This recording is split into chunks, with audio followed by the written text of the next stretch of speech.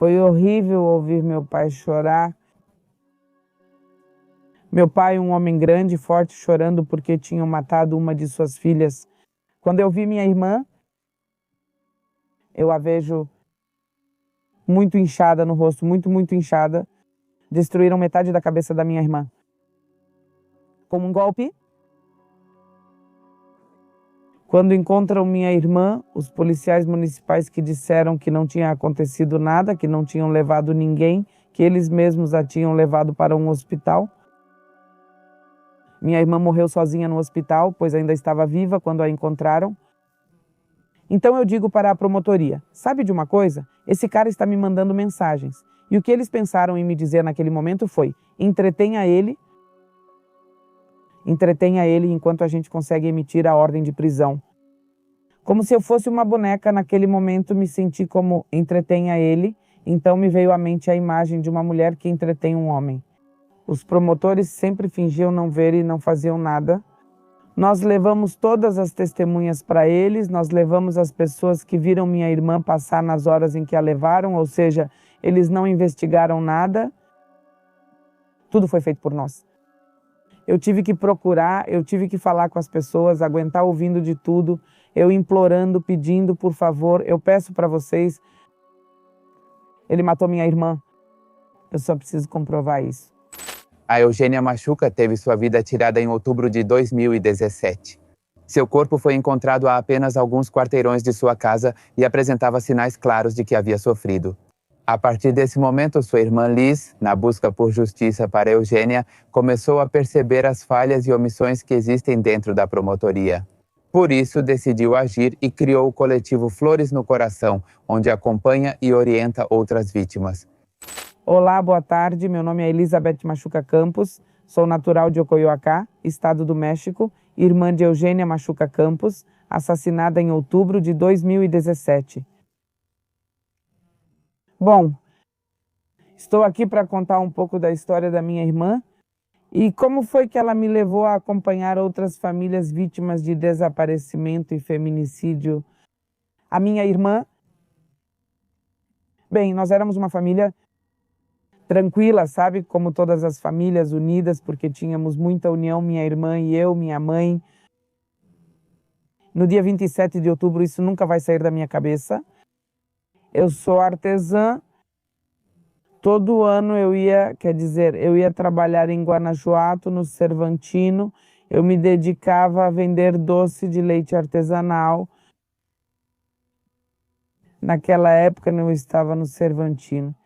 Lembro que minha mãe me ligou exatamente no dia 29 de outubro de manhã para me dizer que minha irmã não chegava, não aparecia, que desde sexta-feira já tinha saído de casa e que, bem, era domingo e ela não sabia nada da minha irmã.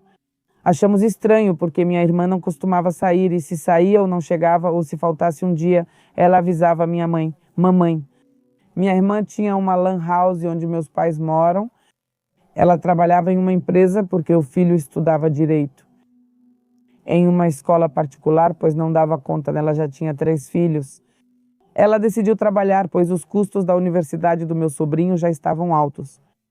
Ela começou a trabalhar em uma empresa têxtil no município de Ocoyoacá. Ela já estava lá há 3, 4 meses. Nesse dia, ficamos sabendo que minha irmã foi a um bar com as colegas de trabalho, porque ela estava comemorando que o filho dela tinha recebido um reconhecimento por desempenho escolar, algo assim. Então foi isso. Meu sobrinho, o mais novo, que na época tinha 13 anos, ficou falando ao telefone com ela para saber se ela estava chegando. E ela dizia para ele que sim, que já estava a caminho, que era só mais um pouquinho, que estava apenas com as amigas do trabalho. Da 8, 9 da noite, meu sobrinho liga para ela de novo.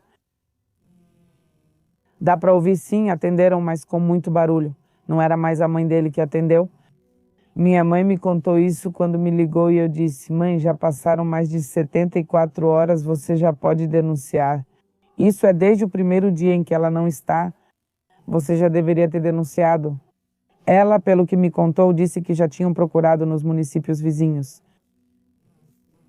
se havia alguma mulher detida, se alguma mulher tinha sofrido um acidente, se tinham levado alguém, não sei. Minha mãe passou o sábado e o domingo procurando por ela nos municípios vizinhos. Quando minha mãe me liga, juro que senti algo no meu peito, tipo... Não sei, muita gente não vai entender essa dor. Talvez as irmãs das vítimas, famílias de feminicídios, sim, quando recebem a notícia ou quando sentem que algo não está certo. Naquele domingo eu senti muita dor, impotência por estar distante. Não estava perto da minha mãe, do meu pai. Meu filho estava comigo, pois na sexta-feira ele foi trabalhar comigo. Pedi ao pai dele que o enviasse para eu não ficar sozinha no fim de semana.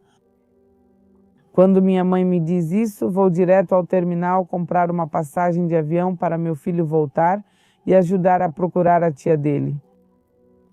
Não tinha até a tarde só com conexão. Desde então, meu filho não era do tipo que saía, que sabia fazer conexão. Acho que eu dei tudo para ele, menos a confiança de sair na rua, de saber como se locomover.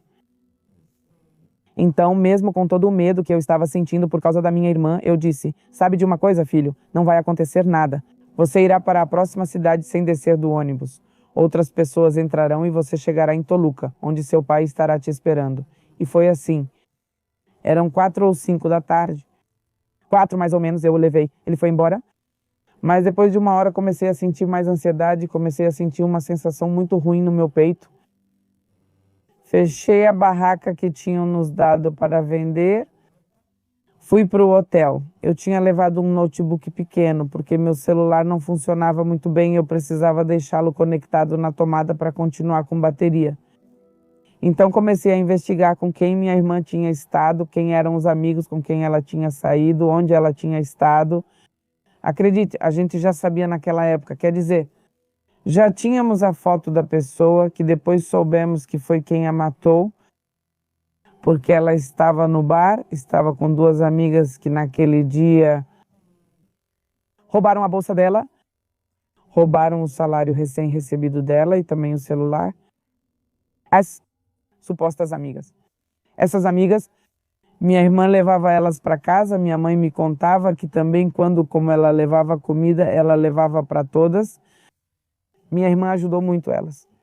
E depois, eu não sei se depois no final disseram que foi uma brincadeira que, bem, que levou minha irmã à morte, não é? Porque se tivessem deixado o telefone dela, ela teria ligado, se não tivessem tirado o dinheiro dela, ela teria tido dinheiro para continuar de táxi. Bem, acontece isso de que no final já eram tipo 9, 10 da noite. Minha mãe me liga e diz: sabe de uma coisa? Já estamos aqui em Lerma, vamos fazer a denúncia. E vamos ver o que acontece. Eu disse sim. Liguei para meu sobrinho, pois minha mãe estava sozinha. E eu disse: sabe de uma coisa, filho? Para o filho da minha irmã. Sabe de uma coisa, filho? Vai ficar com sua avó porque ela está estudando direito. Agora é necessário que você apoie sua avó porque ela não vai saber o que fazer. Ela é uma pessoa idosa. Naquela época, uma prima estava nos ajudando, mas ela ficou sufocada. Eles começam a ouvir o depoimento da minha mãe e da Lerma. Ela dá as características da minha irmã, suas particularidades, e ligam para minha prima. Minha prima cuida de muitos assuntos lá na delegacia de homicídios. Ela é conhecida lá. Então, numa pessoa dos serviços médicos forenses que prestam atendimento lá fora da delegacia de homicídios, fala com ela.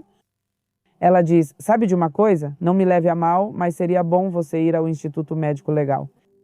Porque acabou de chegar uma mulher com essas características e ela está como pessoa não identificada, desconhecida, não tem documentos, não tem nada.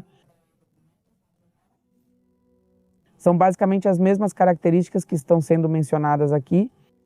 Não falem nada para minha mãe, nem comentem com meus pais. Vai meu filho, minha prima e meu irmão. Pedem. Eles perguntam se acabou de chegar uma pessoa com essas características e dizem que sim. Passe, meu filho. E reconhece minha irmã. Ele a reconheceu porque minha irmã, costurando, ela se cortou, enfiou a agulha da máquina e perfurou. Fez uma cicatriz muito feia no dedo. Bem, ele não quis nem conseguiu ver o resto. Ao ver a mão dela, ele afirmou: é minha tia.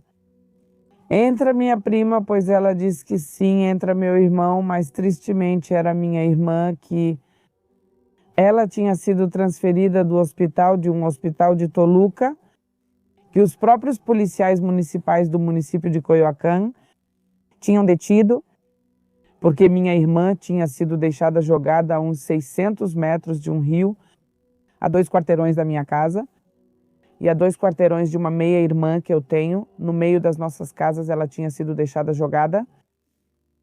Bem, à noite, por volta das 10, meu pai me ligou. Não, eram 12, 12 e pouco. Para me dizer que tinham matado a filha dele. Algo me dizia, desde a manhã em que minha mãe me avisou, que não encontravam minha irmã, que algo estava errado. Mas eu não sabia o que era esse errado que estava acontecendo. Foi uma coisa horrível. Ouvi meu pai chorar. Meu pai, um homem grande e forte, chorando pela morte de uma filha. Eu juro para você que eu me senti muito mal. Perdi o fôlego como pude. Fui ao banheiro jogar água no rosto, porque estava sem fôlego, não conseguia. Eu estava sozinha no hotel, não conseguia. Eu estava sozinha em um hotel longe da minha casa, sem conhecer ninguém.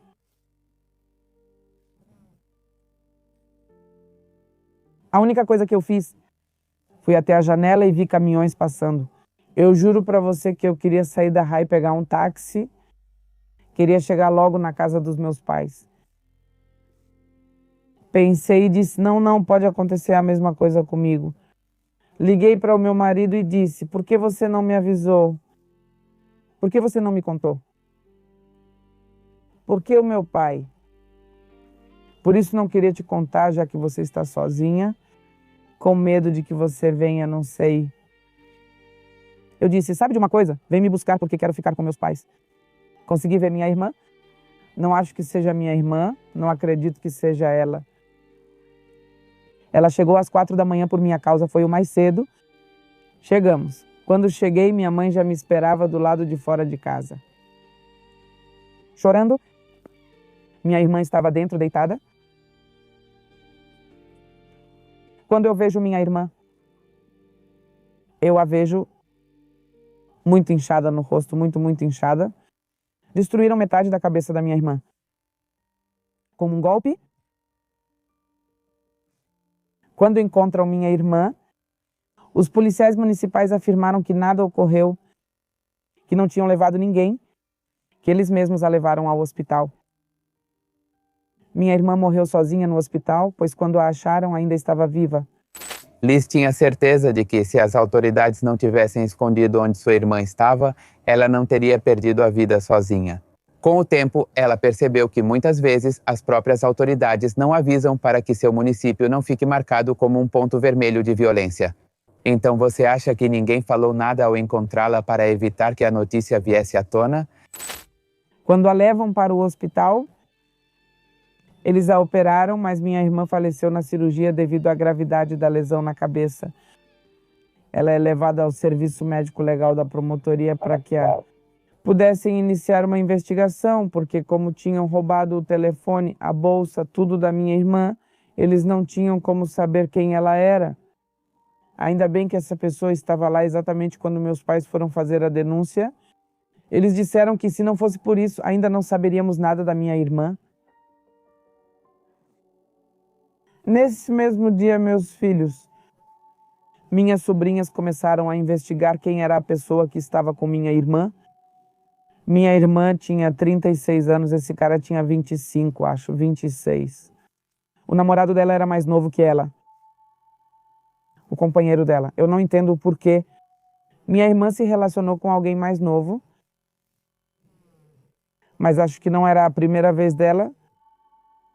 Nas outras vezes que minha mãe não tinha me contado que ela sofria violência, que uma vez antes ele tinha batido nela e a tinha jogado para fora da casa de um tio. Isso, muitas coisas minha mãe omitiu, não me contava. Como ela brigava, eu sou mais velha, bom, era a mais velha. Eu discutia com ela e dizia, não, irmã, isso está errado, não faça isso. Também falava isso para minha mãe, dizendo que era errado ela deixar ela sair. Então, minha irmã sofreu violência com esse cara por muito, muito tempo durante o namoro. O namoro? Quando, vou repetir, esse dia foi na segunda-feira, quando cheguei na casa dos meus pais. À noite eu já tinha a foto do cara que tinha matado minha irmã. Iniciaram a investigação. O caso da minha irmã começou como acidente de trânsito e hospital. Tentaram fazer parecer um atropelamento. Quando eu sentei com o promotor de justiça de feminicídios, eu não sabia, juro para você, eu não sabia o que, mas eu fiz um desenho simulando minha irmã, a estrada, o rio, e então, tipo, a distância de onde minha irmã estava, o rio, tipo, não foi um atropelamento, porque, para começar, onde minha irmã é encontrada é numa curva, o carro precisaria estar a altíssima velocidade e sozinho teria batido. Se tivesse um atropelamento pela curva que teria que fazer. Se fosse em linha reta, ela iria direto para o rio. Primeiro, minha irmã usava suas roupas e sapatos. Não, a primeira coisa que voa quando é um atropelamento, quando atropelam alguém, são os sapatos. Existem formas, né, de como você fica quando é atropelada. Encontraram minha irmã em posição de lótus. Ela estava bem encolhida, estava, como se diz, feita uma bolinha, estava bem, não estava mal. Bem, não estava mal, como dizem, como se fosse um atropelamento. Minha irmã ainda respirava pouco, dava para ouvir. Depois eu soube quando tivemos as audiências, que foi a pessoa que deu o serviço, dos serviços médicos do município de Ocoyoacán, o que eu dizia dava para ouvir a respiração baixa da minha irmã. Pedi, eu não sabia o que era, então comecei a procurar nas redes sociais. Mortes de mulheres, não surgem feminicídios e outras coisas que eu desconhecia, que eu não sabia que já tinham um nome, um feminicídio. Começo a procurar por pessoas que pudessem me acompanhar. Naquela época, mandei mensagens para a Frida Guerreira. Ela nunca leu. Mandei mensagens para Malu Garcia Andrade, aquela das Mortas de Juárez, cuja irmã foi assassinada. Ela foi uma das que me respondeu, das que combinávamos de nos encontrar, mas acabava sendo adiado. Eu comecei a ir às marchas. Comecei a saber o que fazer, porque a pasta da minha irmã ainda estava em ocorrências de trânsito para hospitais. Depois me mandaram para homicídios. E depois de homicídios, aí sim, aí não. Aí eu não deixei mais, eu não permiti mais. Já conversei com a promotora e tive uma reunião. E, bem, o que eles queriam era que fosse um número a menos, né? Porque estava começando a aumentar os números de feminicídio, as questões de feminicídio. E, bem, no estado do México não podia haver mais feminicídios. Agora acho que são 10, 11 por dia, tem bastante no estado do México. Naquela época era 1, 2 por semana, 3. E bem, não era assim. Como se fosse algo agradável para as autoridades, só mais um. E menos nesse município, porque em cada município eles meio que escondem os números do que acontece, das violências que se vivem, né?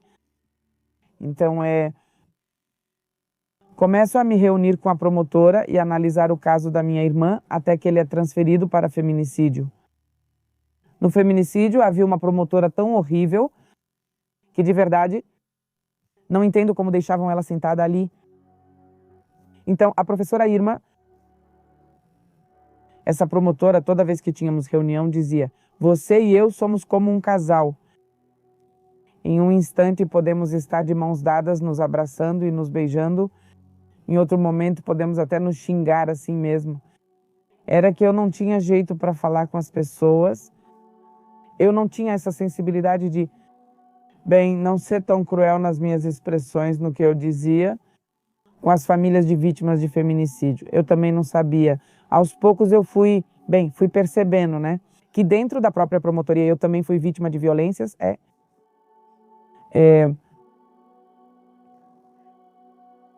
Começamos com a investigação, fica como feminicídio. Eu já sabia que essa pessoa, Ricardo, era quem tinha tirado a vida da minha irmã. Ele morava uns 15 minutos, 10, da minha casa, de onde eu morava, ali no mesmo município de Ocoiocaca. Mas não satisfeito em ter tirado a vida da minha irmã, esse cara me assediava, esse cara me mandava mensagens pelo Messenger. Perguntava de onde eu era, me convidava para tomar um café, que assim queria me ver, que já sabia onde eu estava. Sim, sabia, claro, pelo sobrenome. Meu sobrenome é Machuca, não tem muitos Machuca. Lá, se houver, poucos são da minha família. Mas esse sobrenome não é comum em Ocoiocaca. Então, eu falo para a promotoria, sabe o quê? Esse cara tá me mandando mensagens. E bem, o que eles pensaram naquele momento em me dizer foi: entretenha ele enquanto a gente consegue emitir o mandado de prisão, como se eu fosse uma boneca. Naquele momento eu me sentia, quando disseram entretenha ele, pensei logo numa mulher entretendo um homem. E aí eu disse, naquela época eu disse, tenho que fazer isso pela minha irmã. Tenho todas as mensagens desde o primeiro dia, juro para você. Até o dia em que ele para de escrever por ter sido preso. Assim a gente viveu por bastante tempo. Mas depois das mensagens já virou assédio. Ele já me procurava fora de casa. Quando eu ia ao mercado, ele surgia entre as barracas. Já estava ficando algo muito ruim. Quer dizer, eu já não podia mais sair, porque a qualquer momento ele aparecia atrás de mim ou ao meu lado. Me mandava mensagens dizendo que me viu e eu não quis falar. Olha, eu juro para você que eu saía correndo dali. Não era medo, mas eu pensava, para que ela me quer? Por que ela me procura? Por que ela sabe a hora que eu saio? Ou ela fica o tempo todo lá fora esperando eu sair? Tipo, como isso é possível? Eu não entendia. Falei com a promotora e ela me disse, já estamos quase com um mandado de prisão. Da última vez, naquele dia eu me lembro que ele me diz, vou te ver, e eu não. Você não sabe onde eu moro? Tipo, não. Meu irmão está lá, tenho filhos. Menti para ele dizendo que era casada e inventei várias coisas para ele seguir me informando e eu não perdê-lo de vista. Eu disse para ele que eu trabalhava na Marquesa, inventei muitas coisas, mas ele sabia mais do que eu dizia. Quando vou à promotoria e conto isso sobre o assédio, eles começam a me deram contatos da Polícia Municipal e Estadual pedindo para ligar se precisasse. Mas eu dizia, se ele me pegar ou levar, quando devo ligar para vocês? Como aviso que algo está acontecendo? Para eles era normal, só eu tive que lidar com o meu medo. Naquela época, casada, contei ao meu marido. Ele me liga à noite pelo Messenger e manda mensagens perguntando se vou responder. Eu disse que não. Eu nunca atendi uma ligação dele. E ele diz, eu vou aí te ver. E eu, não, eu trabalho, não estou aqui. No outro dia eu ligo para a promotoria e digo, sabe o quê? Ele acabou de me dizer isso, acabou de me mandar isso. Mando o print das mensagens e eles dizem, ele não vai aparecer. Não se preocupe, ele não vai aparecer. Ok? Eu saí da minha casa, tinha um pequeno comércio e naquela época eu tinha uma lojinha. Fui comprar algo que faltava para a comida. E eu vejo de longe, ali na avenida, porque moro perto de uma avenida, uma pessoa estava de costas, um homem. Pensei, deve ser algum vizinho, não sei. Achei que era só isso, nada demais. Volto. Quando vou virar, gritam e dizem, Liz. Eu me viro e, claro, já conheci o rosto dele pela foto. Sério, eu juro pra você que eu vi e não tive nem tempo de ficar paralisada. Eu entrei correndo, ligar pra promotoria. Acabou de chegar e cumprir o prometido. Está na frente da minha casa. Como assim? Não, está em frente à minha casa. O que farão? Eu converso com meus pais e família, com outras meninas que acompanhavam ativistas, também defensoras e feministas, e optamos por fazer uma marcha numa manifestação por esse tema, porque as autoridades não agem. Me dizem, vai o policial de investigação. Saio para abrir meu negócio. Quando a promotoria chega, polícia de investigação, estamos conversando, também fico olhando, mas de repente, de longe eu volto a vê-lo, ou seja, 5 ou 6 metros. O policial de investigação o vê e o suspeito foge. E ele me diz, eu pergunto no que vocês vão fazer. E ele diz, puxa, é que não podemos fazer nada. E se você não estivesse lá e o cara fizesse algo comigo, o que você teria feito? Ele fala, de que adianta você estar aqui sem fazer nada? É a segunda vez que ele vem na minha casa. Tipo, você está vendo, eu não estou mentindo para você. Vocês estão vendo, ele vem atrás de mim. O que estão esperando? Que eu acabe como minha irmã também. O que vocês estão esperando? Peço reunião com a promotora, mas na verdade ela fala comigo. Perguntam se aviso que sabemos da manifestação dela. Respondo que não sou eu. É minha família. Por quê? Porque já estão com medo. Por quê? Porque acham que não estão nos ouvindo. E porque minha mãe sente que esperam que aconteça comigo o que houve com minha irmã. Ela diz, mas sabemos que estão mobilizando muita gente. E então prometemos que em breve o mandado de prisão estará pronto. Então parei de responder para eles e voltamos a atuar como polícia municipal e estadual. Eles iam vigiar do mesmo jeito. Acho que isso foi numa segunda-feira, numa quarta, quinta. Era sobre a manifestação, uma manifestação que foi ouvida bem dentro de Toluca. Foram das maiores que começaram a acontecer. Nesse dia, nós também nos manifestamos por Bianca, porque Bianca também estava na mesma situação. E então eu, desde Toluca, ajudei a Bianca, para que o caso da filha dela também se tornasse visível. Então eu estava indo para a marcha, para a manifestação. A promotora me liga e diz, sabe de uma coisa? O mandado de prisão já saiu, eles estão indo para sua casa. Ou seja, eles também armaram tudo como se fosse para eu cancelar a marcha, para que eu não fosse. Falei para meu filho, sabe de uma coisa? Não. Vamos com a sua tia, que a sua tia te leve para Toluca, porque tem gente que está esperando por nós e eu também não posso deixá-los assim. Porque, bem, eu não sei o que vai acontecer mais para frente, Meu filho vai com minha irmã para a marcha, para a manifestação. Eu fico aguardando os policiais por conta do mandado de prisão. Fomos ao trabalho dele, mas ele já não estava mais lá. Nesse momento, investigamos e nos deram o outro endereço de trabalho dele.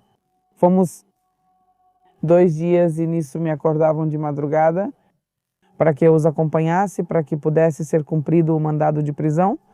Eu digo, quer dizer, já tem foto, já sabem quem é, como é, para que querem que eu vá, Isso é responsabilidade de vocês, não minha. Por 2 dias fiquei assim, às 3 ou 4 da manhã, pois ele chegava às 5 ou 6. Mas pediram que chegássemos antes, caso ele chegasse cedo ou saísse, para não escapar. Fiquei assim por 2 dias até Passou uma semana e nada aconteceu. Já me disseram, vamos deixar assim por enquanto. E aí, de repente, numa segunda-feira da semana seguinte, me ligam e dizem, já conseguimos. Encontramos ele, agora está na promotoria. Amanhã é a audiência de vinculação. Liz finalmente pôde descansar um pouco, porém, aí não acabou tudo, porque com o tempo surgiram muitas irregularidades no inquérito da sua irmã. Além disso, durante as audiências, esse homem nunca quis dizer nada e os advogados fizeram de tudo para defendê-lo, até mesmo inventando coisas sobre a própria irmã dela. A minha irmã disseram que ela era lésbica, que ela saía com muitos homens. Ou seja, tudo de ruim era minha irmã. Por defender esse cara. Ele era um santo.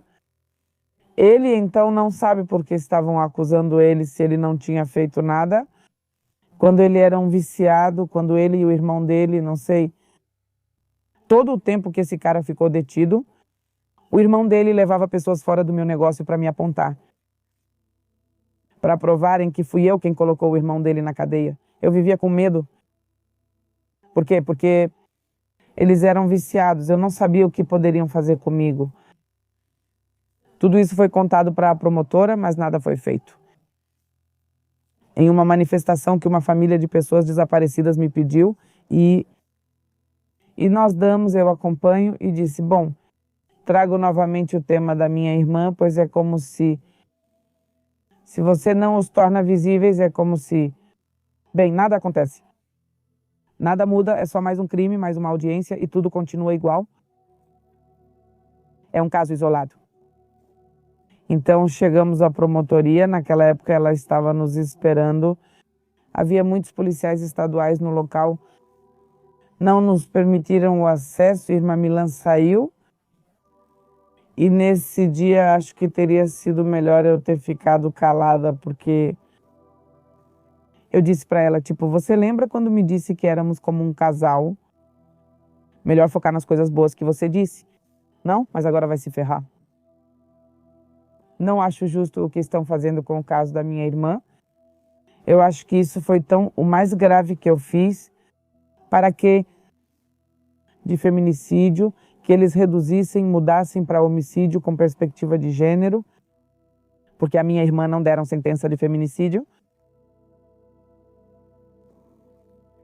Com Irma Milan eu brigava muito, porque ela não fez nada, tudo se perdeu. Toda a pesquisa foi feita por nós.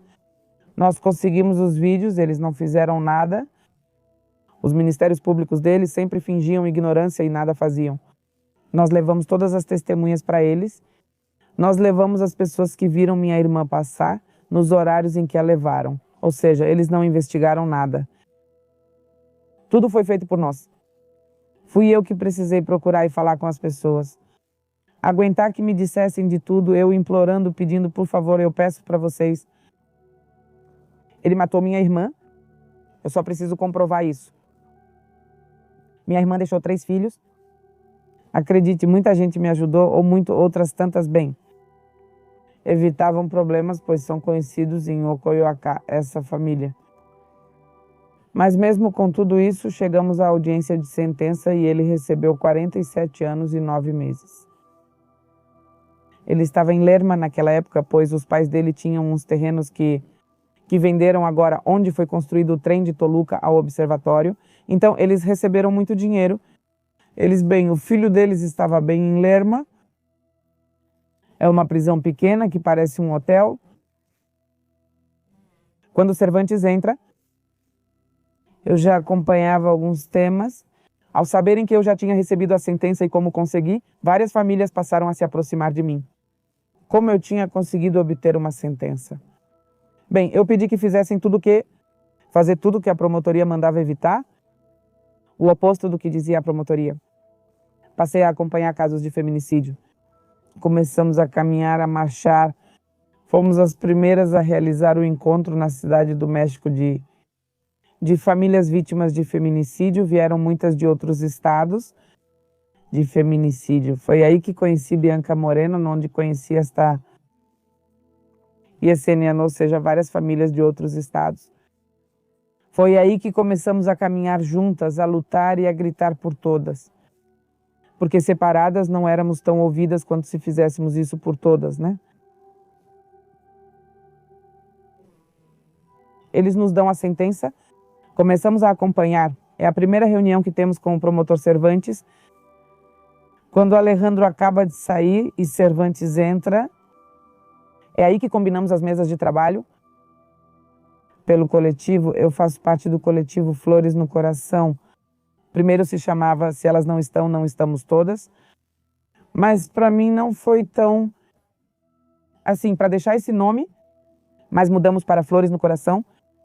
E foi aí que comecei a acompanhar vítimas de feminicídio, pessoas desaparecidas, abuso sexual infantil. E também começaram a chegar casos de abuso contra menores de idade. Oferecemos esse acompanhamento. Conseguimos sentenças por feminicídio. Localizamos pessoas com vida e localizamos pessoas sem vida dentro do coletivo. Não publicamos por respeito às famílias e por respeito às pessoas. Não gosto de ficar dizendo fizemos isso ou aquilo. O que ele conversava com as famílias É uma satisfação muito bonita ver o rosto das famílias quando a pessoa é localizada, seja com vida ou sem vida, aos seus familiares. Eles não estão peregrinando, não estão pensando em onde estão, já comeram, já dormiram. Acho que não merecemos, as pessoas não merecem que um familiar desapareça ou seja assassinado. Agora, o que nós estamos fazendo é sair por toda a República para mostrar ao Estado do México. Os familiares procurados estão no Estado do México. Acredite, falta pouco para percorrermos toda a República. E para todos os MFOs que já fomos, não há nenhuma coincidência com as pessoas que procuramos. Ele, há 2 anos, de Jalisco. As colaborações são enviadas. Suzy é uma mãe que procurava sua filha, Susana Betsaide. A Belém Betsaide, ela já procurava sua filha há 8 anos. Nessas colaborações que são enviadas aos estados, Jalisco fala com o Estado do México. E por quê? Você me manda uma colaboração de uma pessoa que você tem no seu estado, desde o primeiro dia em que ela desapareceu. Suzy procurou sua filha por 8 anos, mas o Estado do México já a havia encontrado morta no dia do desaparecimento. E eu acho que muita gente que estamos procurando está em IMLs ou em valas comuns. Nós nos arriscamos? Sim, não sou só eu, também as famílias. Por quê? Porque eles não sabem quem está por trás do desaparecimento do seu familiar. Nós não sabemos, porque é uma realidade, não sabemos ao certo porque eles desapareceram ou o que fizeram para isso. Nem todos são no mesmo contexto de uma busca, né? Há diferentes aspectos em uma pasta de denúncia de desaparecidos, né?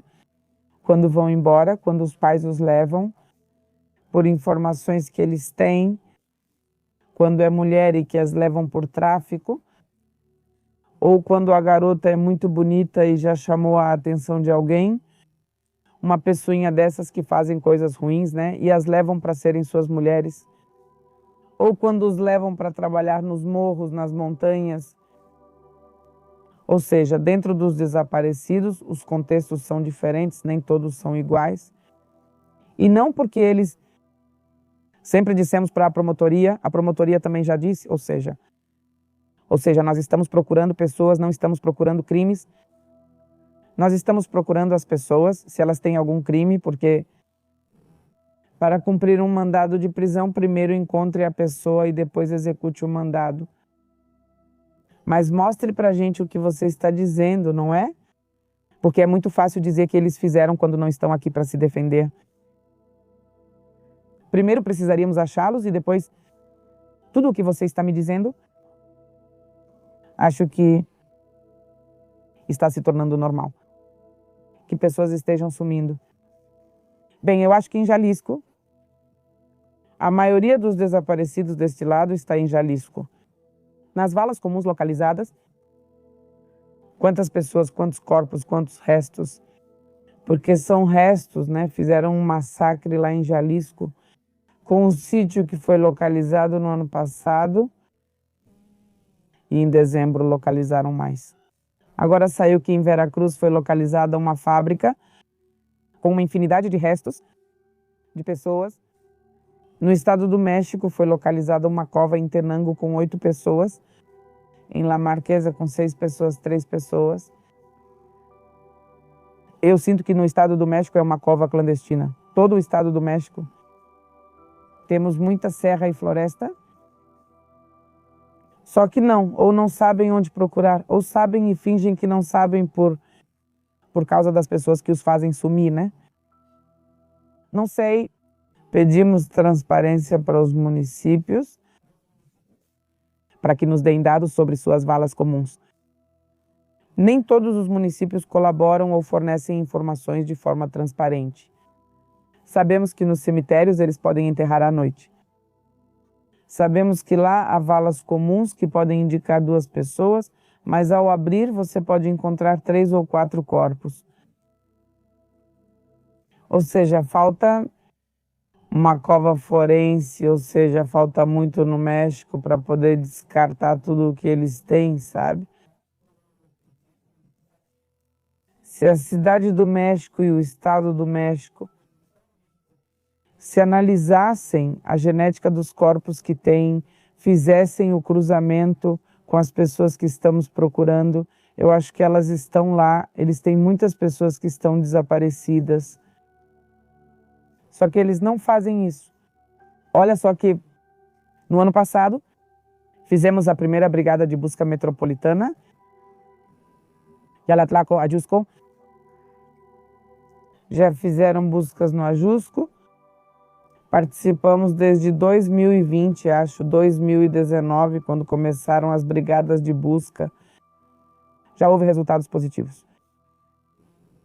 Acho que o Ajusco é perfeito por causa do tipo de terreno que tem, a solidão que existe lá. É muito deserto, muito, sim, há comércios, mas eu acho que é perigoso, há muitos madeireiros ilegais.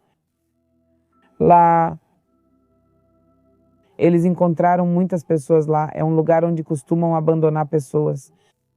Na brigada que fizemos, foram o quê? 7 dias, tivemos 4 dias, um dia positivo, cada dia um novo resultado positivo. Ficamos 6 dias de busca, 4 positivos na primeira brigada. A segunda brigada foram 8 dias. E no dia da prospecção foi localizado um crânio. Na brigada foram encontrados restos.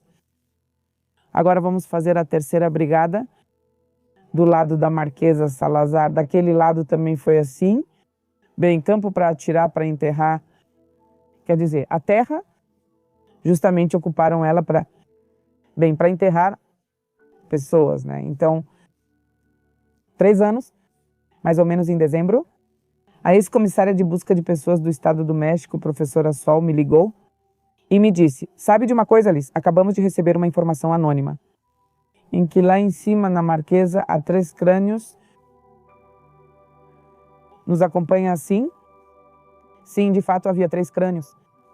O importante agora é refazer a busca no local onde os crânios foram achados para tentar encontrar o que falta neles. Para tentar identificar o que falta nesses crânios. Hoje em dia, o coletivo Flores no Coração é formado por 24 senhoras por 24 mães. Elas têm um grupo onde compartilham saídas, divulgações e cada ação que fazem juntas. Foi assim que uma dessas senhoras, por causa do seu próprio caso, uma mãe, chegou ao coletivo e conheceu Liz. Desde então, ela tem estado na busca e investigação do desaparecimento de sua filha e seu genro. Meu nome é Estela Cepeda e eu estou aqui porque estou procurando minha filha, Maria Fernanda Rodrigues Cepeda, e meu genro, Daniel Arturo Chaves Valdez. Eles desapareceram no dia 4 de abril de 2023, foi a última vez que eu os vi. Eles são pais de 3 meninas, atualmente elas têm 9, 6 e 4 anos. 6 e 4 anos. Eles desapareceram em Lerma, Estado do México. Foram tirados de casa. O último dia que vejo minha filha é dia 4. Para o dia 11 de abril, eu vou até a casa deles porque não tive notícias deles e descubro que eles já não moram mais lá e que há outras pessoas morando na casa onde eles estavam.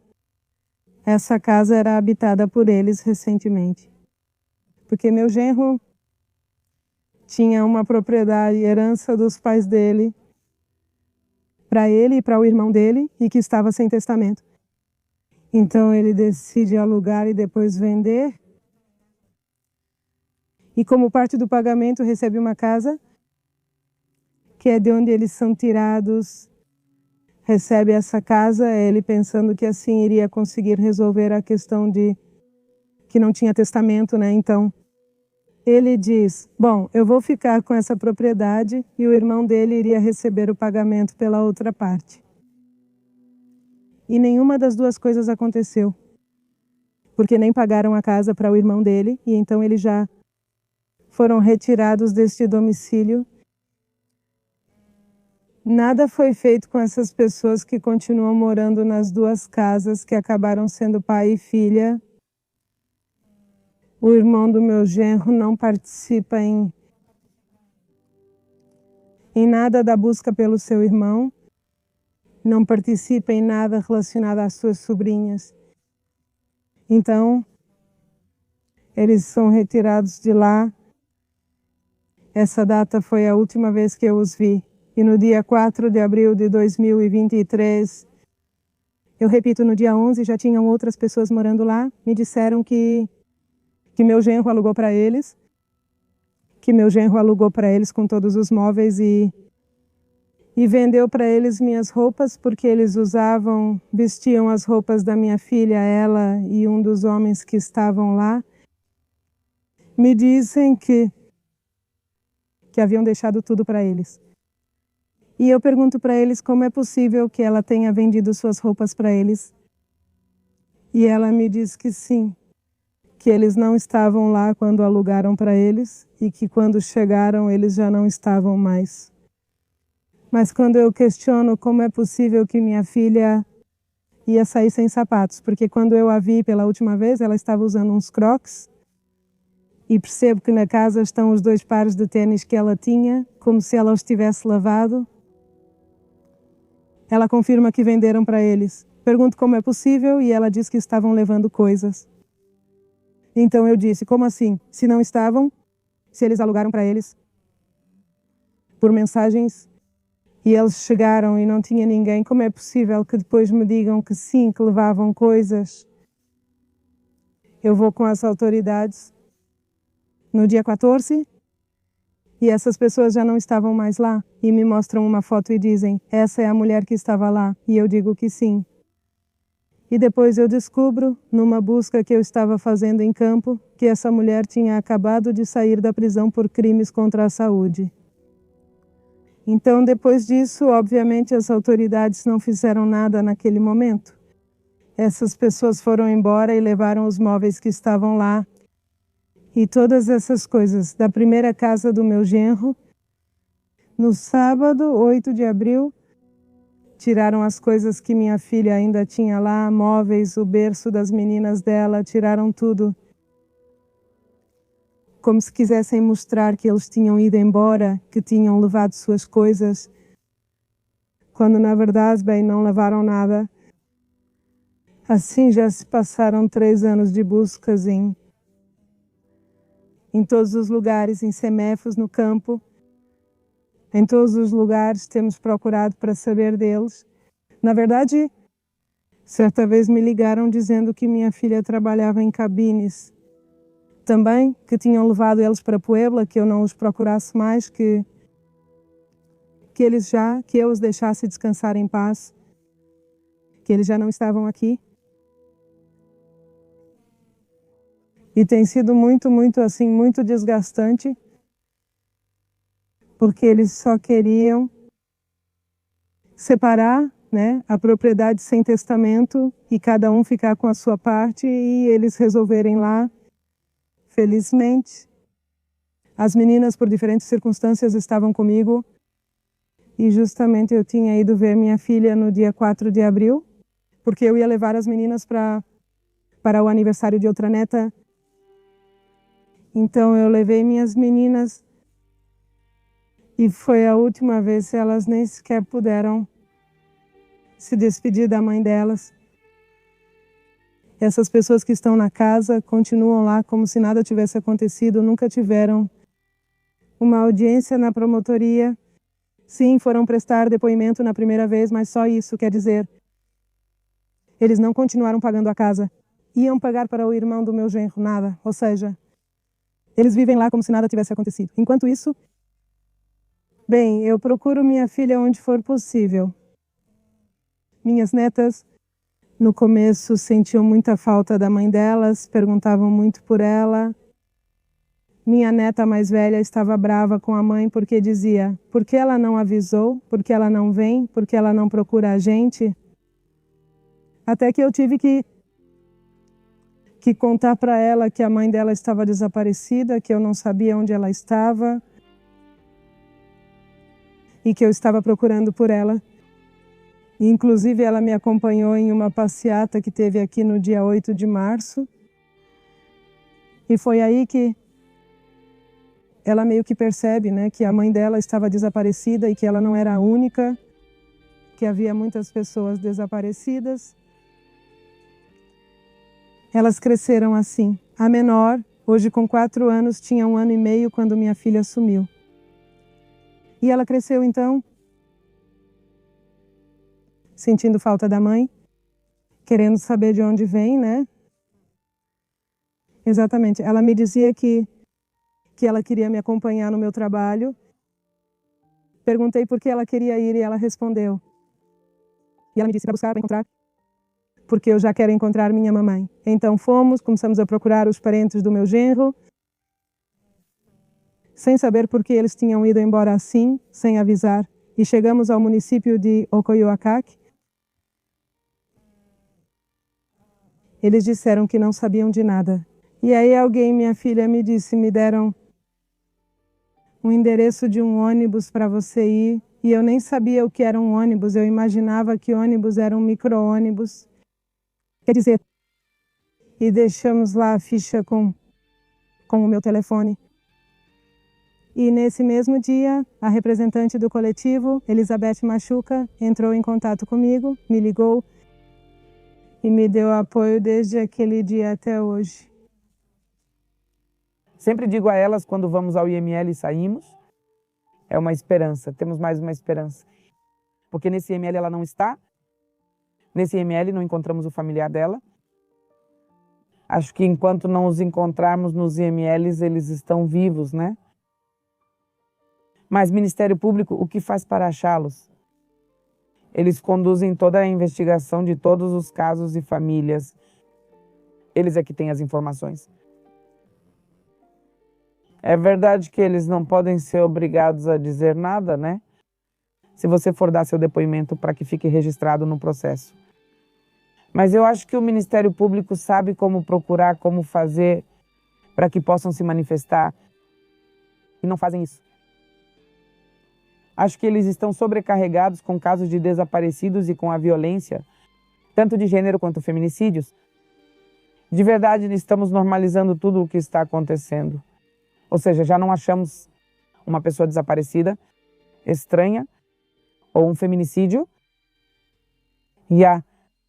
Ou seja, é o nosso pão de cada dia. Bom, eu não sei o que está acontecendo com as mentes dessas pessoas que estão matando.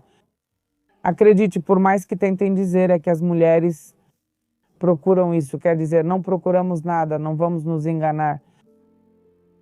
Acho que é a mente doente, né? E as pessoas ao nosso redor também, talvez. Eu não digo que seja a nossa culpa, mas se observamos muita violência contra mulheres, por que não nos separarmos, nos afastarmos no primeiro dia de violência? Se observamos o que ocorre com as mulheres, quer dizer, de um tapa, de um beliscão, pode acabar com a sua último dia de vida, analisando e vendo, pensando. Acompanho questões de gênero e é muito triste. E é muito difícil se separar. Você cria um vínculo tão forte com essas pessoas tão violentas que não consegue fazer isso facilmente. Por quê? Porque você se acostuma com isso. Ao perguntar, mal se sofre violência, por que não termina? Porque eu gostaria que você vivesse o que ela viveu. Ou seja, que pensasse como ela está pensando.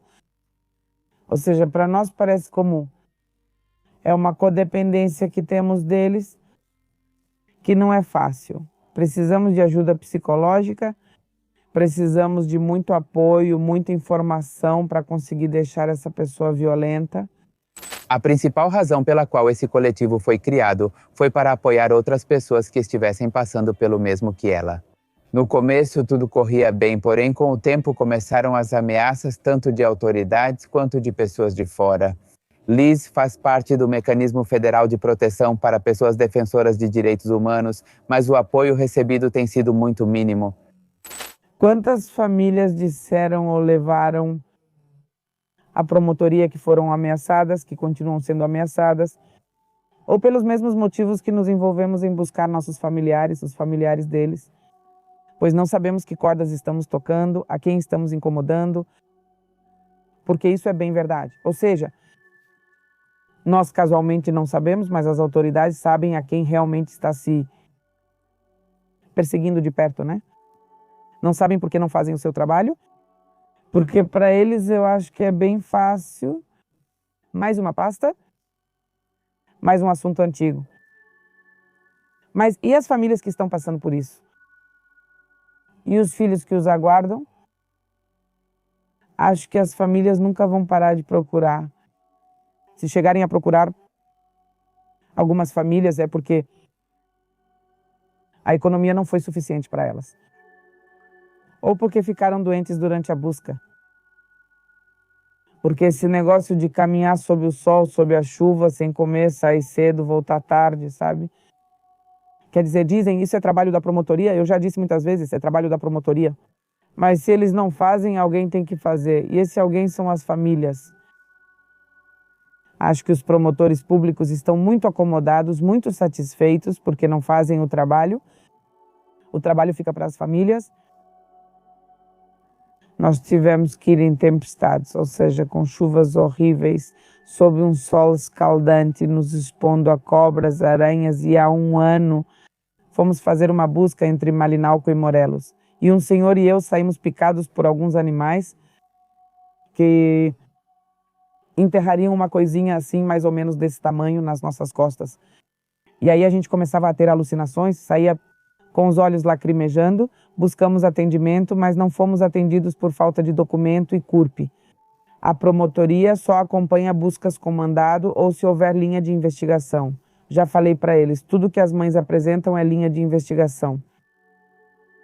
E eles se desculpam porque são 6 promotores públicos em todo o estado do México, incluindo o Vale do México e Toluca. No Vale de Toluca, há cerca de 4 policiais de investigação para todos os casos. Ou seja, sinto que esses são os casos arquivados que estão lá. Por quê? Porque as famílias se cansam, não acompanham mais, esses casos ficam arquivados. Agora, as que se unem a coletivos, que sabem que existe um coletivo ou que podem se aproximar, desarquivam esses casos e dizem sim ou você diz não. Ou então você já não pode adicionar mais famílias ao seu coletivo. Nem todas têm esse direito. Quer dizer, não? Quer dizer, há famílias que caminham sozinhas, que nem sabem que existe uma comissão de vítimas, que nem sabem que podem fazer uma divulgação de fichas, que não sabem que podem exigir uma busca à Comissão de Busca do Estado do México. E essa é uma informação que desde o primeiro dia em que você faz sua denúncia, o Ministério Público tem que te fornecer. Você depende da Comissão de Vítimas para ser reconhecido como vítima, para que te dê um assessor jurídico, para que te ofereça apoio, para que você possa participar das buscas. As famílias não sabem disso. Muitas famílias que estão há 3, 4 anos no coletivo, muitas que já buscavam há 6, 7 anos, não sabiam que tinham o status de vítima. Desconheciam que a Comissão de Vítimas pode depositar dinheiro para que sejam retirados em outros estados. Há uma cesta básica que é dada às famílias de vítimas de feminicídio desaparecidas. A de feminicídio dura se o feminicídio for comprovado. Em casos de desaparecidos, se o homem for encontrado vivo ou morto, o benefício é automaticamente retirado. Mas se for mulher, esse apoio permanece. A Cesta Valentina é para as crianças órfãs por feminicídio desde que tenham o sobrenome da mãe. Sim, estão registrados, a menos que não tenham feito o registro ou algo assim. Precisamos comprovar que realmente é filha ou filho dela para que eu possa oferecer esse apoio. Não todos recebem um apoio. Sobre o caso da minha irmã, até 1 ano e meio depois, a Comissão de Vítimas soube que minha irmã tinha filhos. Não é como se eles revisassem o processo e lessem o que a gente declara, o que os familiares dizem. Ou seja, quanto menos souberem as famílias que existem esses apoios, melhor. Agora, nem todas do coletivo, como são 25, umas 20, umas 18, recebem os apoios e as outras não. Porque o apoio não basta mais. Tem muita Valentina, mas não tem mais cesta básica. Uma qualificação de vítima demora aproximadamente... O quê? 1 ano para te qualificarem como vítima, 6 meses.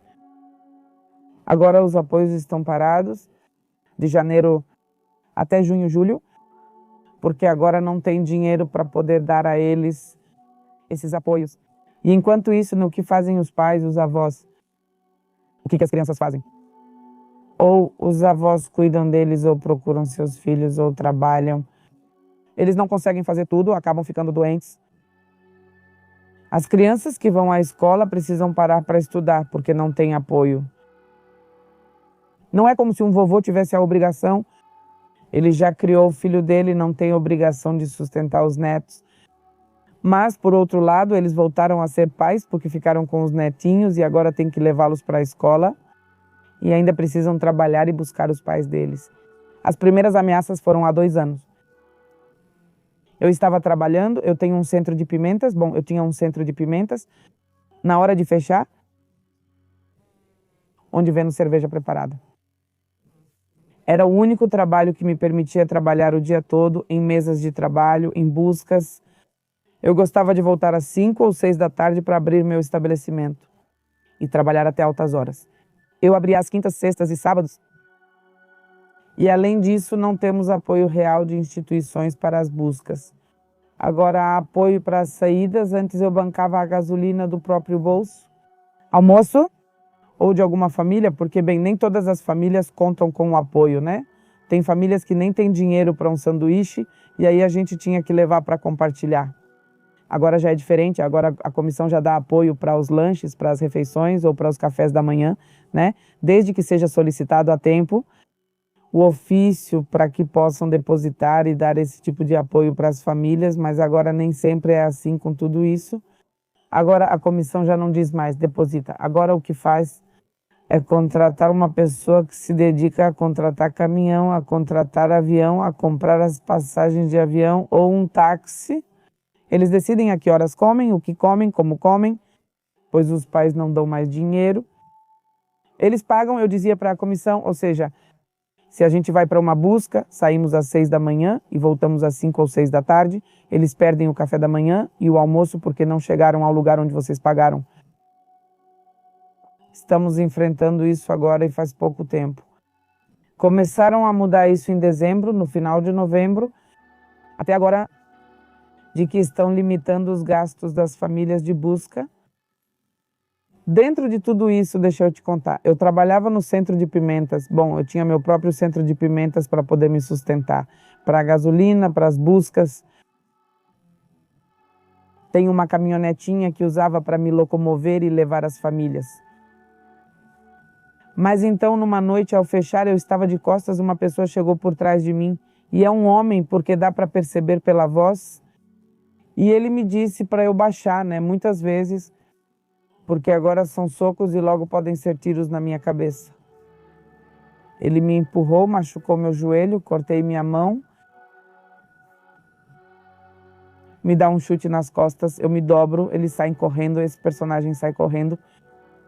Eu então aperto o meu botão de pânico, nunca chega ninguém, me dizem que já estão a caminho, mas nunca chegaram. Ligo para a professora Edilcia, promotora de gênero do Estado do México. Ela manda policiais de investigação para fora da minha casa para que eu possa fazer minha denúncia. Faço minha denúncia. Os dias passam, ligo para a Segop e digo, isso aconteceu comigo, preciso da minha análise de risco. Porque, na verdade, me sinto ameaçada. Não sei de onde veio, quem foi, não sei. Mas naquela época eu acompanhava uma moça chamada Dayan, que é apelidada de Diabla. Ela começou a namorar pessoas com quem não deveria ter se envolvido. Ela, por causa da violência que vivia com o parceiro naquela época, ela se irrita, se cansa. A pessoa, essa queria ficar com ela e ela diz sim, mas ele some. Ele tira ele. Eles tiram o garoto que era namorado da Dayan e ela fica com esse outro personagem. Tipo 1 mês, 2 meses depois, esse garoto o encontram sem vida em um tambor cheio de cimento. A investigação continua, então é emitida uma ordem de prisão para a Dayan, porque é ela quem dá a ordem para que executem o que acontece com o ex-namorado dela. Ela agora está, bem, ela já foi sentenciada, mas ela, nesse tempinho em que estava com essa outra pessoa, me mandava mensagens dizendo que queria me ver, que ela queria me contar o que tinha acontecido com o namorado dela. Eu não sei o que ela queria me dizer, para que queria me ver, mas sempre era em um lugar diferente. Quando eu passo esses pontos para o promotor de desaparecidos, ele me diz para nem pensar em ir sozinha. Melhor nem ir, pois marcaram como pontos de venda com vermelho. Eu não vou. Eu fico sabendo mais ou menos 1 mês depois, ela me diz, sabe de uma coisa, Liz? Acabaram de prender a Dayan. Não era a Dayan, não era um anjo, chamam ela de Diabla e ela era parceira dessa pessoa. E aí você já pode imaginar, né? Para que ela te queria? Como estávamos muito envolvidas no caso, investigando o que aconteceu com o garoto, ainda mais porque o tio dele era policial. Então tinha muita pressão. Acho que mexíamos em assuntos delicados e que não deveríamos. Não sei se foi por isso que apanhei. Eu não soube, porque depois de 1 ano, 2 anos que eu ia, né, para dar entrevista ou perguntar o que estava acontecendo, do nada me dizem, sabe de uma coisa? Seu caso vai ser arquivado. Foi feita uma apelação, o recurso não foi favorável para mim, o caso foi arquivado. Isso foi no começo do ano passado. E sim, nós tivemos, fui perseguida pelo governo do estado, acompanhei audiências de feminicídio e me disseram, sabe de uma coisa? As garotas que vão comigo, eles estão nos seguindo tão de perto que eu falei, sabem de uma coisa? Tirem foto das placas. E então, naquela época, a que era comissária do Estado do México era nossa amiga. Eu dizia para ela, sabe de uma coisa, solicito, estão nos seguindo. Me ajuda a identificar de quem são essas placas? Ele me dizia, sabe de uma coisa, são do governo. São do governo. Ou seja, o governo nos seguia, nos pressionava, não deixava a gente fazer nosso trabalho. Ou não sei se tinham medo de que a gente fosse fechar alguma estrada, de que a gente fosse fazer alguma coisa, né? Por causa das audiências que tínhamos, nós acompanhávamos. Aconteceu e assim foi a maior parte do tempo em que estou no ativismo, sendo perseguida politicamente, sim, pelo governo do Estado do México. Não acho que eles vão tão longe, só querem dar um susto para acalmar a gente. Participei de vários bloqueios de estrada. No primeiro conseguimos mesas de negociação com o atual promotor, Cervantes. Na segunda conseguimos que devolvessem 8 corpos para nós, 7 corpos de uma cova de Tenango e 4 corpos da dinamarquesa. Na terceira, que essa sim já foi meio descontrolada, pois havia pessoas do governo que incentivavam os caminhoneiros contra nós. Ou seja, nesse dia fomos lá, marcamos uma reunião com as autoridades. Quando chegamos no lugar onde íamos nos reunir, as autoridades não estavam lá. Ficaram alguns segundos, mas não todos. Naquele dia nos irritaram e não ficamos nessa mesa de trabalho. Fomos embora quando chegamos, pois já estavam agredindo alguns companheiros, né? Ali na estrada, caminhoneiros que estavam insatisfeitos porque a estrada tinha sido fechada. Nesse dia fechamos às 7, mas só liberaram às 6 da tarde, pois não tivemos resposta. Eu sempre disse a eles, agora, antes eles nos davam um pouco mais de atenção, porque estava o Andrés Manuel, estava começando, foi quando ele ainda estava lá. Não me lembro de qual partido. O governador do Estado do México, e acho que era do PRI, eles nos atendiam um pouco melhor. Agora que estão, eu sinto que se fosse o Andrés Manuel, eu diria, quantos anos eu não protestei, né? Quantos anos eu estive lá e não me deram atenção? Acho que por alguns dias nada vai mudar para elas. Protestar já é comum para as famílias. Quanto tempo ficaram acampadas nos zócalos sem serem atendidas? Nós somos, acho que, feminicídios, né? Se receberam uma família, outra, diferentes temporalidades, diferentes temas. Pois é assim, porque ou tem muitos contatos ou porque estão muito, muito, muito insistentes para solicitar a reunião.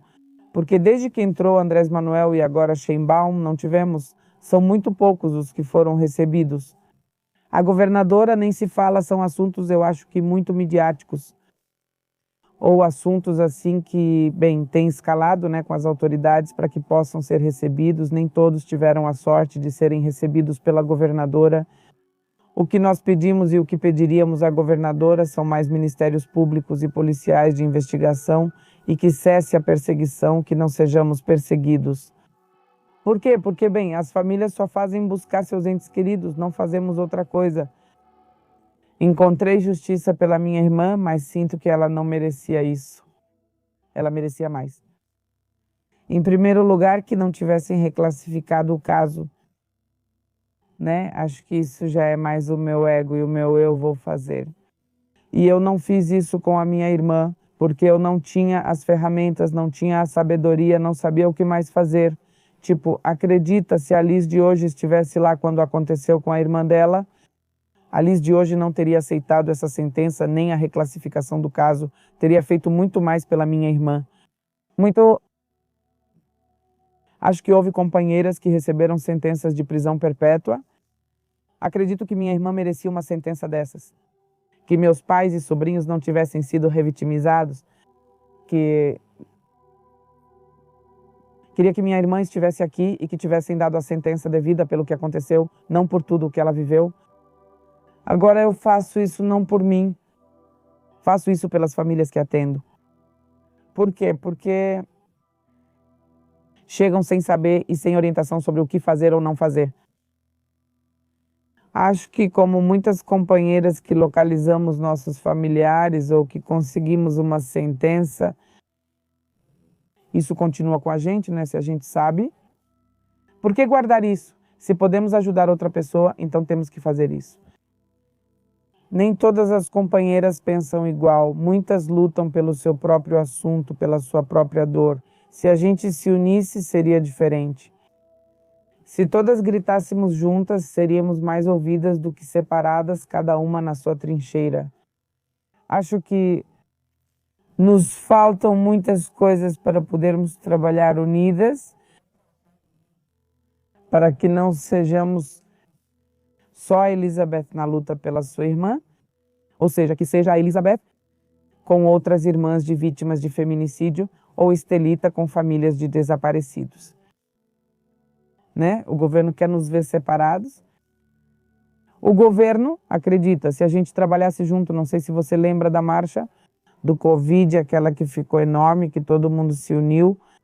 Desde aquela marcha, quantas vezes você viu algo parecido acontecer? Acho que nos falta mais empatia com as famílias dos desaparecidos, com as famílias da FEME, quer dizer, porque, vou repetir, as investigações se juntam na hora de... Os processos, na hora de investigar, muitos processos se juntam. Porque muitas pessoas participam aqui, participam ali. De um processo, você pode alimentar outro processo. Por quê? Porque muitas vezes são as mesmas pessoas que desaparecem. No coletivo, também oferecemos acompanhamento para casos de homicídio. Porque, tipo, você já encontrou sem vida? E o que acontece com as pessoas que tiraram a vida dele? O que acontece com as pessoas que os fizeram desaparecer? Não? Essas pessoas devem ser presas e identificadas, pois soltas seguirão fazendo desaparecer e matando mais gente. Quando é homicídio, esquecem e não fazem nada. Mas não, nós queremos saber por que você matou ele, por que você levou ele. Quem você tem na sua investigação de homicídios? Também acho que se começássemos a olhar e acompanhar os homicídios, eu acho que talvez, não estou dizendo que as desaparições iriam parar, mas eu acho que prenderiam grandes pessoas que fazem esse tipo de coisa, né? Que desaparecem, que matam. No da minha irmã já foi encerrado. Exatamente um ano depois, em 2018, saiu a sentença. Esse cara, bem, eu falei com o promotor, que o transferissem para um centro penitenciário onde sim... Bem, ele não estaria. Bem, ele não estava bem, porque estava perto. Onde o mantinham, ficava a 10, 15 minutos de onde estavam seus pais. Ou seja, eles sabiam onde o filho deles estava. Eles levavam comida para ele a cada 8 dias ou a cada 3 dias. Meus pais chorando no túmulo da minha irmã e os filhos dela chorando pela mãe. Eu não achava isso justo. E agora ele foi transferido para o centro penitenciário de Tenango, onde ficam os feminicidas, onde estão pessoas que realmente fizeram algo grave, que não vão estar em um hotel, pois Lerma era um hotel para essa pessoa. Como lhes machuco, bem, eu não tenho uma página com o meu nome. O coletivo se chama Flores no Coração. É assim, tem sua página no Facebook. E então, só por lá mesmo, quando virem um cartaz de desaparecidos, nos ajudem a compartilhar. Quer dizer, nós não somos quem para perguntar, né, o porquê. Que também, se encontrarem a pessoa com vida, não digam... Até isso, precisamos informar a quem nos ajuda a compartilhar se está com ou sem vida, motivo de ter sido encontrada viva ou morta.